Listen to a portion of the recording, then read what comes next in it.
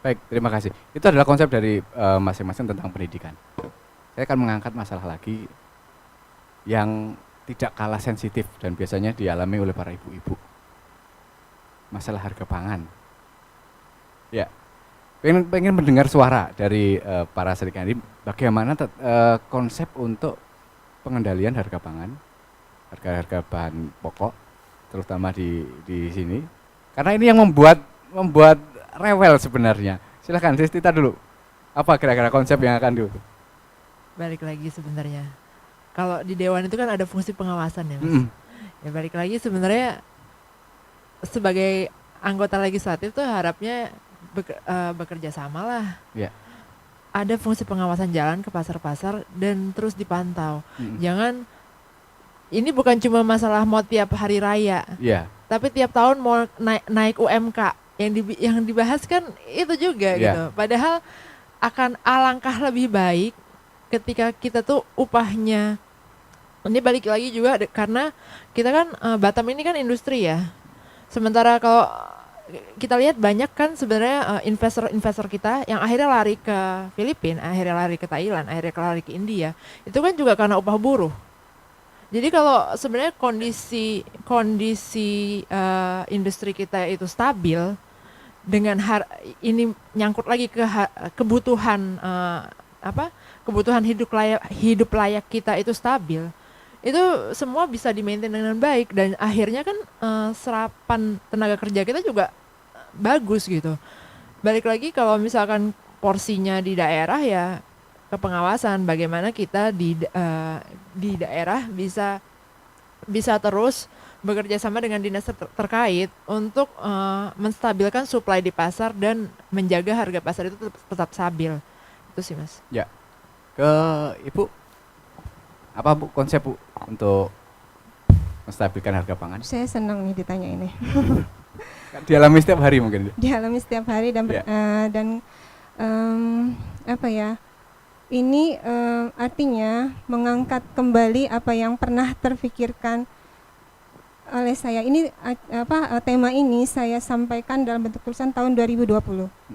Nah, jadi memang harga pangan itu kan kita nggak bisa mengkontrol. Pemerintah sendiri saat ini pun nggak bisa mengkontrol. Alasannya apa? Transportasi salah satunya, mendatangkan bahan pangan dari daerah asalnya ke Batam itu transportasinya bisa kebanyakan lewat laut kan ya, jarang lewat udara. Kalau lewat udara mungkin harganya malah jauh lebih melambung lagi kan. Nah, sementara kadang-kadang di tempat daerah tersebut kan panen juga tidak berhasil, sehingga perlu mendatangkan dari tempat yang lain. Jadi itu salah satu yang menyebabkan kenapa harga pangan itu tinggi. Nah, kemudian seperti yang saya sampaikan tadi bahwa kita perlu memberdayakan sumber daya alam yang kita punya, kekayaan yang kita punya menjadi yang lebih produktif. Salah satunya itu dengan pendidikan kepanganan untuk anak-anak kita yang berminat. Kita mestinya mendorong mereka karena menurut saya tidak hanya di bidang menanam dan memanen saja, anak-anak juga bisa kita arahkan, kita didik untuk mengolah hasil panen itu sendiri menjadi produk yang berkualitas, yang mempunyai daya beli yang tinggi, dan itu kan meningkatkan kesejahteraan mereka juga. Nah, itu salah satunya juga. Selain meningkatkan kesejahteraan juga, itu akan mempengaruhi harga pasar. Karena produk-produk luar sudah mempunyai pesaing dari dalam itu sendiri. Nah, kira-kira itu komponen harga pangan.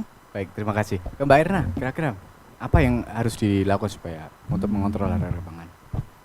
Ya, saya pikir ini yang terpenting adalah bagaimana pemerintah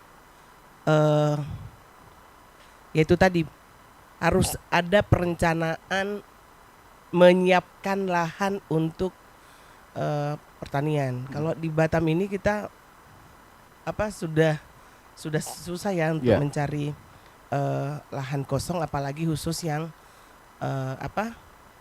pertanian. Tapi tidak tertutup kemungkinan ketika memang ada konsentrasi penuh fokus kepada atau menghindari tadi tingginya harga pangan. Kenapa? Karena nggak semua masyarakat Batam ini pada posisi ekonomi yang yang baik, yang menengah ke atas mungkin, tapi bagi menengah ke bawah ya akan sulit karena kita bertumpu pada daerah lain yang sayur-sayuran pun harus dari luar. Ya. Cabe harus dari Medan.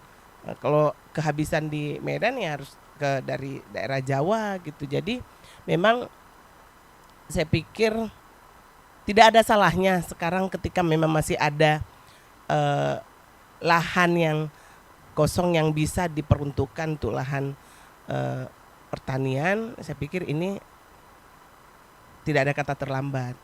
Nah, jangan semua harus dibangun yang sekarang lagi seksi-seksinya semua di bidang properti, bangun perumahan, tapi kemudian nanti nggak ada penghuninya, nggak ada yang mau beli perumahan tersebut. Kemudian berubah jadi peralihan untuk apa gitu ya. Kemudian juga banyak juga bangunan hotel di Batam yang sebenarnya standarisasinya itu tidak sesuai, tapi ya dibangun juga gitu kan. Nah ini yang penting buat bagi saya sendiri, masukan buat pemerintah dan kita semua, ini penting untuk kita pikirkan bersama. Rasanya bukan masukan, desakan mungkin. Ya, desakan dan ini harus dari kita semua, tidak bisa satu orang saja atau dua orang gitu. Jadi memang itu tadi sudah membahas tentang jembatan Batam Bintan gitu. Tapi kemudian seperti yang kemarin harga minyak mahal. Nah, untungnya kita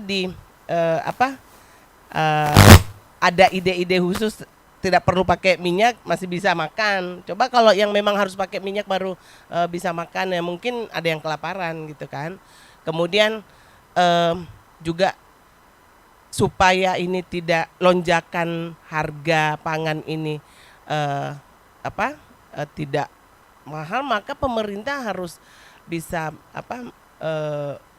proaktif dengan daerah lain gitu. Jangan kita yang jadi korban gitu ya. Pemerintah diam saja.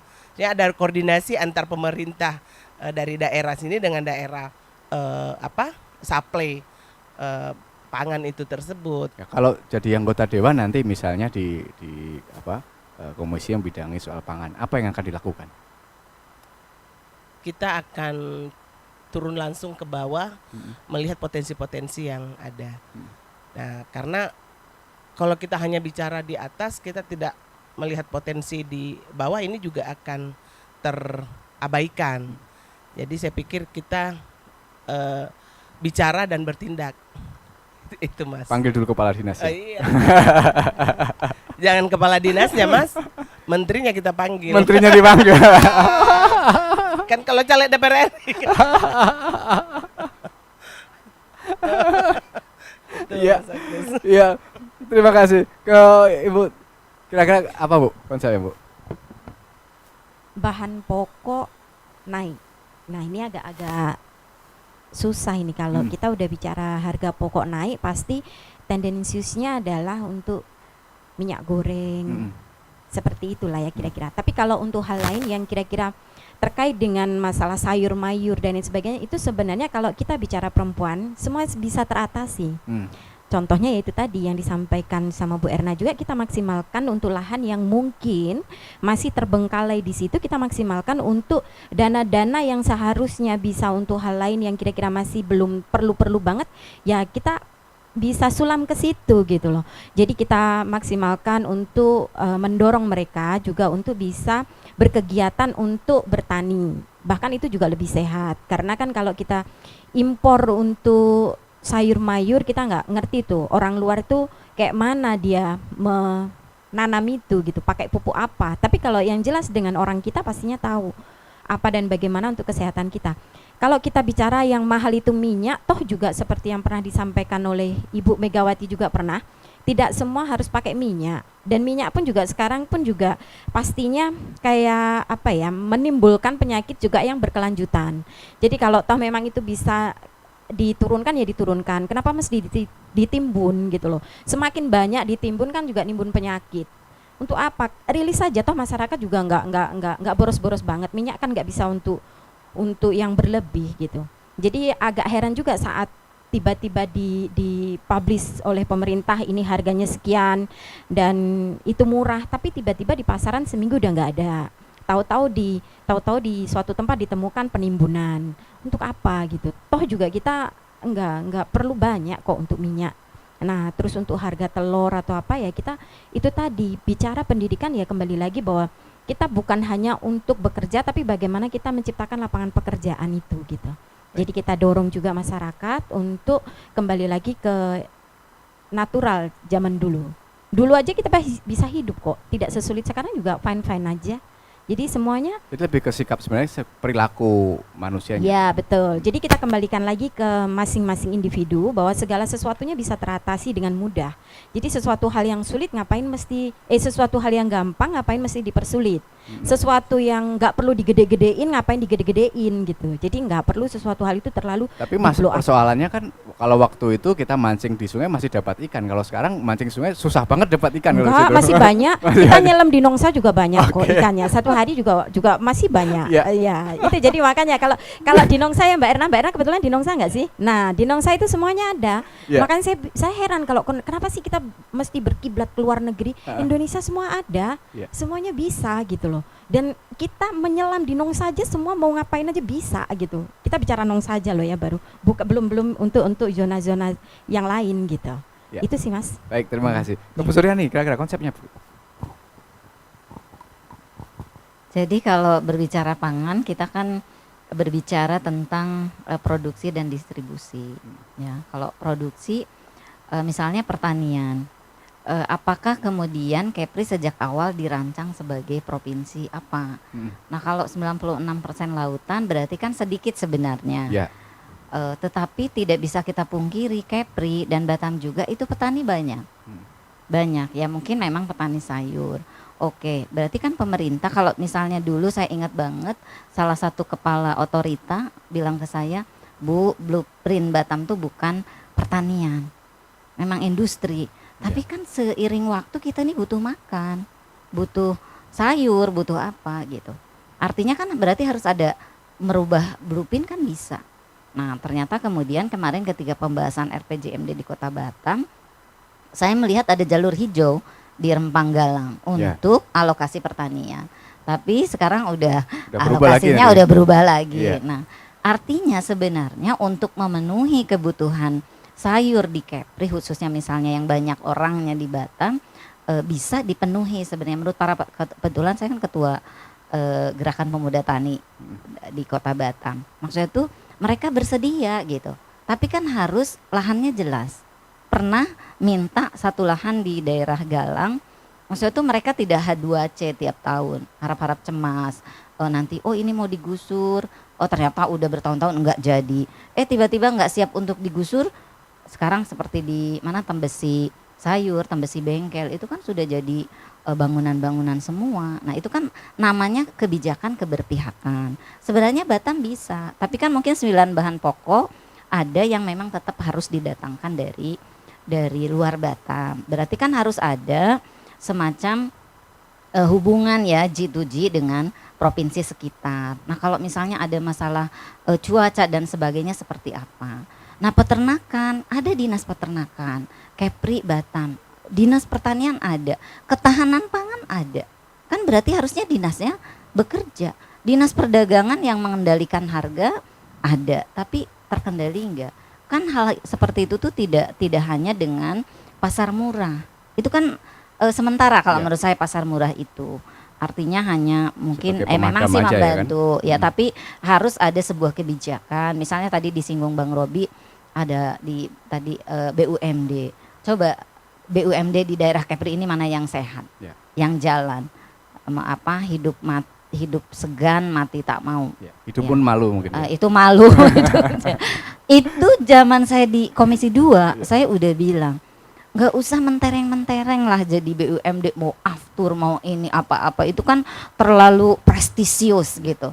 Saya bilang ngambil gula saja ya, bisa ini ngambil sembako, nggak usah malu-malu lah. BUMD itu hajat hidup orang banyak. Ngambil tribako, forbako gitu ya, nggak sampai 9 bahan pokok, itu BUMD bisa untung. Jangan lagi pasar yang mengendalikan. Nah itu sekali lagi harus ada rencana induknya. Ini yang sampai hari ini saya belum, dulu ada rencana induk pariwisata, misalnya Natuna pariwisata ini, Batam ini dan sebagainya. Nah pertanian juga mana yang mau ditetapkan sebagai kabupaten atau kota yang memang fokus, misalnya Bintan, sayur mayur. Tapi jangan banyak diekspor dong. Ya, di Tiban tuh banyak sekarang hidroponik, tapi semuanya untuk luar negeri. Di Tiban kampung tuh luas banget itu. Terus kita makannya sayur yang sisa-sisa, ikan pun begitu. Makannya masyarakat Batam benggol gitu ya, mau makan ikan. Iya Mas, maksud saya itu tuh sekali lagi kalau itu tuh harus memang ada perencanaan. Misalnya saya melihat pas kemarin Lacak ada ya, saya turun ke Lingga, itu sagu banyak, tapi baru orang per orang. Kenapa tidak ditetapkan, oh Lingga kabupaten memang yang ini kan penghasil sagu, dan sagu Lingga tuh sagu paling baik loh dibandingkan dengan Selat Panjang. Tapi nggak ada maksudnya tuh apa ya? Ya udah usaha-usaha sendiri saja. Terus misalnya peternakan, dulu pernah kami dulu ada Provinsi Kepri, ada contoh ternakan di Tanjung Batu. Ya pada mati karena memang mungkin enggak apa ya, bukan peternak sejati ya. Nah itu siapa misalnya, yang salah kalau kayak gitu? Ya perencanaan, semua dewan pun mungkin ikut salah, kenapa menyetujui gitu ya. Nah itu, jadi sekali lagi kalau memang Kepri mau berdaya secara pangan ya harus direncanakan. Enggak perlu 9 bahan pokok. Memang kalau mau impor beras, memang kita enggak mampu, lebih murah ya impor, tapi fair. Jangan ada ilegal lagi, ada minyak ilegal dan sebagainya. Cuma di Batam tuh cuma misalnya beras rambutan, nanti rasa beras anak ajaib, itu tinggal orang memainkan aja, ya enggak Mbak Tita? Itu maksud saya tuh harus ada benar-benar kebijakan, terus duduk antara pemerintah, DPRD, stakeholder terkait. Dan sekarang ada BUP, Badan Usaha Kepelabuhanan, apa ini kontribusinya, misalnya BUMD, gimana kontribusinya, sementara yang hajat hidup orang banyak belum tersentuh. Ya. Mungkin itu. Ya, ke Bang Robi, kalau saya lebih bukan ke pangannya, tapi ide dari para Sri Kandi ini, udah cocok belum mereka jadi anggota dewan kira-kira?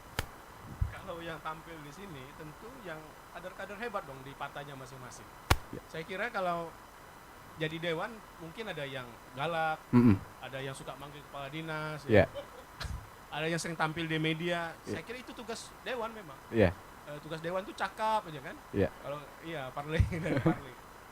Nah aneh sekali jika ada anggota dewan yang tidak cakap, yang tidak bersuara, yang tidak mengkritisi pemerintah. Ya. Saya kira kayaknya dewan ini baik-baik. Sorry, nggak ada yang ribut saya di Senayan seperti itu. Iya. Nah, padahal cermin politik itu ketika kita melihat media, apakah ada saling serang, saling mengkritik antara eksekutif legislatif, ternyata tidak. Ada madem saja. Maka Mesra-mesra saja ya. mesra saja. Maka newcomer, pendatang baru itu harus menonjolkan dia seperti apa untuk membela kepentingan rakyat. Karena kalau kita menjadi dewan, itulah membela kepentingan rakyat, membela konstituen kita, dan membela warga di kota kita dan provinsi kita. Tapi kalau dewannya tidak bersuara, ya rugi rakyat yang memilih. Apalagi yang memilih karena dikasih duit. Itu rugi sekali. Jangan pilih lagi, karena ini merusak demokrasi. Karena demokrasi yang terlalu besar biayanya akan merusak demokrasi kita. Rakyatnya terlalu jauh dengan dewannya. Setelah jadi, nomor handphone mati, ganti nomor WA. Kan susah konstituen rakyat yang sudah memilih untuk berkomunikasi, memperjuangkan aspirasinya. Sembako mahal, minta ke dewan, dewannya nggak bisa dihubungi. Nah ini menjadi persoalan ketika terpilih dewan-dewan yang tidak kompeten. Lagi-lagi paling penting adalah memilih caleg yang berkompeten. Partai mencalonkan caleg yang berkualitas, bukan hanya isi tas. Tapi caleg yang berkualitas, tentu dengan isi materi yang cukup untuk memenangkan. Saya kira itu. Ya, Ya, silakan. Begini, kenapa mungkin DPRD dengan DPR itu beda? Pak, DPRD itu kan bagian dari pemerintahan daerah, satu rumah. Makanya mungkin agak-agak satu rumah terus kayaknya dikritisi terus, itu suami istri gimana gitu. Enggak juga, maksudnya tuh memang ini ada, kami udah bolak-balik ke pemerintah pusat. Kita tapi satu rumah kan juga harus mengingatkan, Bu. Betul, itu jelas. Maksudnya gini, kalau dulu sebelum ada undang-undang tentang pemerintahan daerah, kita bisa menolak LKPJ. Sekarang nggak ada ininya di Permendagri karena kita udah jadi bawahan Mendagri. Itu yang teman-teman di DPR RI itu, mohon doanya saya mau ke DPR RI. Teman-teman DPR RI itu harus bawa dong aspirasi. DPRD itu kan dipilih juga oleh rakyat dengan suara. Kok jadi beda? Kita kok jadi bawahan, mohon maaf, Kemendagri. Sehingga apa-apa diatur oleh Permendagri. Nah itu mungkin yang secara kedudukan saja udah beda antara DPRD dengan DPR RI. Nah itu mungkin Bang Robi. Kalau manggil kepala dinas bisa. Bisa Ya. tetap. Oh tetap bisa. Silakan Bu. Tetap mengkritisi bisa. Tetap. Sedikit. Ya. Sedikit menanggapi mengenai lebih memilih pendidikan dibandingkan dengan pembangunan jembatan. Saya mungkin berbeda pendapat, Pak. Boleh ya, Pak? Gini, pembangunan jembatan Batam Bintan itu kan lebih banyak biayanya itu datang dari pusat, kalau nggak salah ya? Betul ya? Jadi kenapa kita harus menolak? Maksudnya begini, ketika satu hal memang kita bisa mendapatkan yang lebih mudah, kita perjuangkan apa yang bisa kita dapatkan tanpa harus mengenyampingkan pendidikan itu tadi. Artinya kita harus terus lebih banyak berjuang di bidang pendidikan tanpa harus mengenyahkan yang lain yang tidak mempengaruhi anggaran kita. Nah, banyak program-program nasional, program-program dunia yang sebetulnya bisa diterapkan di Kepulauan Riau. Hanya tinggal bagaimana kita mempunyai relasi, bagaimana kita mempunyai konektivitas dengan pusat. Sejauh mana kedekatan pemerintah daerah dengan pemerintah pusat itu sangat mempengaruhi terbangunnya daerah itu sendiri. Itu aja. Baik, ada tanggapan Sista? Tadi mau ngangkat mic tadi? Kalau adu gontok-gontokan enggak Mas, tapi sebenarnya tetap kan dipanggil sama-sama kita tetap karena balik lagi suasana kondusif itu perlu, tapi tetap check and balance juga jalan gitu. Dan fungsinya DPRD itu kan di situ gitu. Kita nggak bisa kita hanya bisa ayo duduk bareng, masalah Anda di mana, kenapa ini program nggak jalan? Ayo kita cari sama-sama solusi bareng, bukannya buat gitu.